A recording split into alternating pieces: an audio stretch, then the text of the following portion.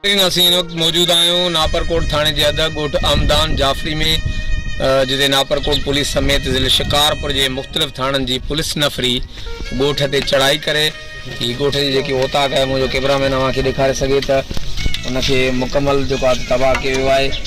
ऐं उनखां अलावा ॻोठाणनि जो चवणु आहे त कुझु असांजा घर बि पुलिस जेको आहे ड्राइव पटकिया आहिनि ऐं उनखां अलावा घरनि जा ताला तोड़े घरनि जो ज़रूरी जेको सामान हो पुलिस उहो बि खणी वई। तक़रीबन 50-60 मण असां ॻोठाणनि जो मजमूई तौर पुलिस जेको आहे त अन बि खणी वई आहे ऐं असांजो माल बि काए वई आहे। इन नाज़रीन तव्हांखे ॿुधाईंदा हलूं त जेको वाक़ियो राति पेश आयो, पुरस्कार नमूने नौजवान अली नवाज़ जाफ़री जेको आहे क़तल थियो। अली नवाज़ जाफ़री जे वारसनि जेको आहे त नापरकोट पुलिस मथां इहो इल्ज़ाम हुयो त नापरकोट पुलिस घर वेंदे असांजे नौजवान खे राति जो गोलियूं हणी बेगुनाह क़तल कयो ऐं वारसनि पारां जेको आहे त एहतिजाज बि रिकॉर्ड करायो वियो। उन खां फ़ौरन बाद जेको आहे नापरकोट पुलिस जो बयानु साम्हूं आयो त राति असांजो ॾुआरनि सां रोड ते मुक़ाबिलो थियो। मुबैना मुक़ाबले में जेको आहे नौजवान जेको आहे मारिजी वियो आहे ऐं उनखां पोइ जेको आहे नापरकोट पुलिस ऐं शिकारपुर पुलिस मुख़्तलिफ़ थाणनि जी पुलिस जेको आहे त ॻोठ आमदान जाफ़री समेत ॿियनि ॻोठनि ते चढ़ायूं करे जेको आहे त कार्रवाई कयूं आहिनि। इन हवाले सां असां ॻोठण सां ॻाल्हि ॿोल कंदासीं। अचो त उन्हनि सां ॻाल्हायूं था। घर हुतां मोटियो अचे पियो वापसि, इहो रोड ते जी नज़दीक थियो हुते ई पुलिस खाम खां फायरिंग करे हुनखे शहीद कयो। असां खां इंसाफ़ ते पुलिस आयो, 10-15 गाॾियूं आया, चैन आया ऐं असांजा उता कढी राहे छॾियूं। घर जो सामान सॼो खणी विया, अन्न सॼो पधर ते पियो आहे उहो सॼो अन्न खणी विया, ॿार खणी विया ऐं लाशूं बि असां कहूं ट्रैक्टर ते खसे खणी विया आहिनि। असां सुबुह बि हिते मीडिया वारनि खे ॿुधायोसीं, हाणे बि इहो इल्तिजा कयूं था असां ख़ुदा करणु इंसाफ़ कयो वञे।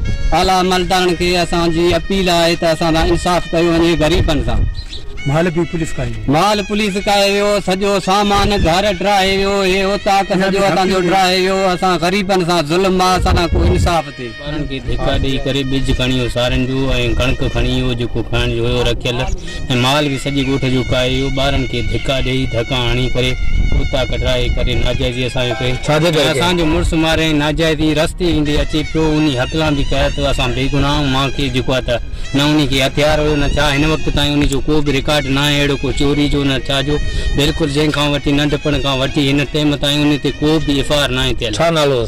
अली नवाज़ पुट बेगुनाह करे नापरकोट थाणे जे ॻोठ आमदान जाफ़री रावासी ॻोठाणनि जो चवणु आहे त असांजो जेको नौजवान हो अली नवाज़ जाफ़री उहो राति पंहिंजे मामनि जे ॻोठ खां वापसि पंहिंजे ॻोठ अची रहियो हो त नापरकोट पुलिस रोड ते जेको आहे नौजवान मथां गोलियूं वसाए नौजवान खे जेको आहे क़तल करे छॾियो। ॻोठाणनि जो इहो बि चवणु आहे त नौजवान अली नवाज़ पुलिस खे रड़ियूं करे ॿुधाईंदो त वाटड़ू आहियां, उते जेको आहे त गोलियूं न वसायूं आहिनि। उनजे बावजूदि नापरकोट पुलिस नौजवान मथां गोलियूं वसाए उनखे जेको आहे त मौक़े ते क़तल करे छॾियो।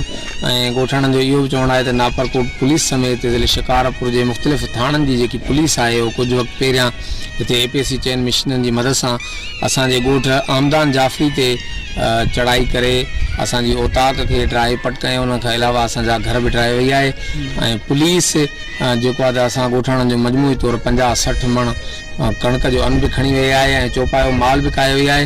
ऐं ॻोठाणनि जो चवणु आहे त जॾहिं असां नौजवान जो जेको लाश ॻोठ शान जाफ़री खां रोड तरफ़ एहतिजाज लाइ खणी जेको आहे त अची रहिया हुआसीं, उन वक़्तु पुलिस जेको आहे त असां ते चढ़ाई करे असांजा 2 ट्रैक्टर बि काए वई आहे ऐं नौजवान जे लाश खे बि पंहिंजी तहवील में वठी वई आहे ऐं 5 माण्हू बि जेको आहे त गिरफ़्तार करे वई आहे। ॻोठाणनि जेको आहे त IG Sindh DIG Larkana SSP Shikarpur ऐं 2 वसवारनि खां अपील कई त वाक़िए जो नोटिस वठी असांखे इंसाफ़ ॾियारियो वञे। कैमरामैन टीम सां गॾु जावेद उस्मान, बिजराणी गेटिन वेब न्यूज़ करमपुर।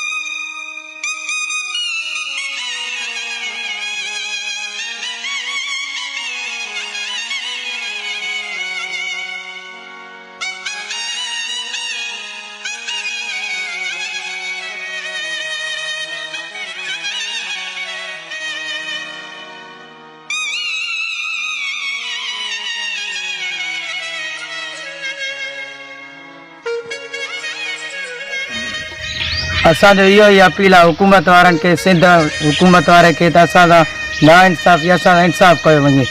असांजो ना अॻिते मारियूं, ग़रीब मिसकीन माण्हू, मज़दूर माण्हू, बचड़े वाल नंढड़ा मासूम ॿार अथसि, मज़ूरी कयूं, घर पे वञे, राति जो लाइट बि ॿारे पे मोबाइल, हुननि हिकिड़ो गोली आयो हिन दां कयो, चए बाबा मां चोर न आहियां, ग़रीब आहे, मज़ूरी करे घर वापसि वञा थो, मूंखे छॾियो, नाहक न कयो। हुननि गोली हणी हुन ग़रीब मिसकीन माण्हूअ खे मारे करे फरार थी हलिया विया पुलिस वारा हुआ। इहो ई असांजो अपील आहे सिंध हुकूमत वारनि खे, त असांजो इंसाफ़ कयो वञे। महिरबानी करे इहे हुकूमत वारा ईअं न करनि, असां छो ना इंसाफ़ करनि था।